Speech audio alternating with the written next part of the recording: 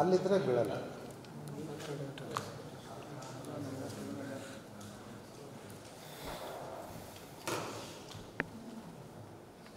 ನಮ್ಮ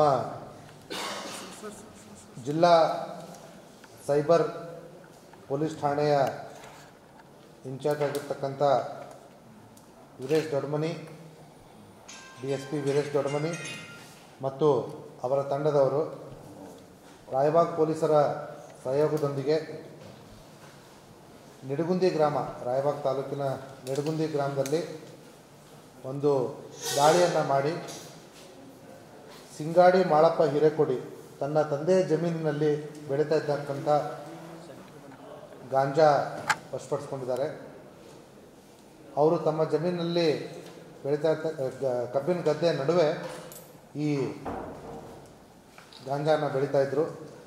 ಒಟ್ಟು 440 kg ಗಾಂಜಾನ ನಮ್ಮ ಪೊಲೀಸರು ವಶಪಡಿಸ್ಕೊಂಡಿದ್ದಾರೆ.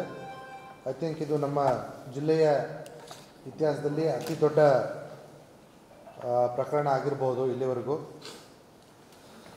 ಈ ಒಳ್ಳೆಯ ಕೆಲಸವನ್ನು ಮಾಡಿರ್ತಕ್ಕಂಥ ನಮ್ಮ ಎಲ್ಲ ಅಧಿಕಾರಿ ಮತ್ತು ಸಿಬ್ಬಂದಿಗಳಿಗೆ ಮೇಲಧಿಕಾರಿಗಳು ಪ್ರಶಂಸೆಯನ್ನು ಮಾಡಿದ್ದಾರೆ. ಜೊತೆಗೆ ಈ ಗಾಂಜಾ ಎಲ್ಲೆಲ್ಲಿ ಹೋಗ್ತಾ ಇತ್ತು ಮತ್ತು ಇವರು ಮುಂಚೆ ಯಾರ್ಯಾರಿಗೆ ಮಾರ್ತಾಯಿದ್ರು ಅನ್ನೋಂಥ ದೆಸೆಯಲ್ಲಿ ತನಿಖೆಯನ್ನು ನಮ್ಮ ಅಥಣಿ DSP ಅವರು ಕೈಗೊಂಡಿದ್ದಾರೆ.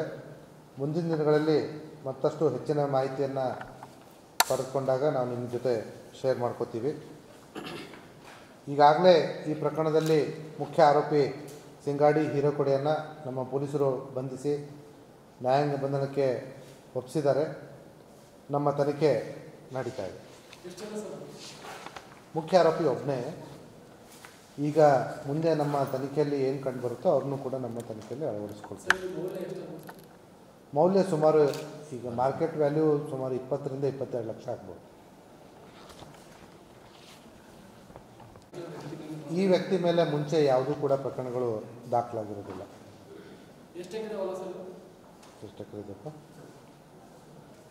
1 ಎಕರೆ.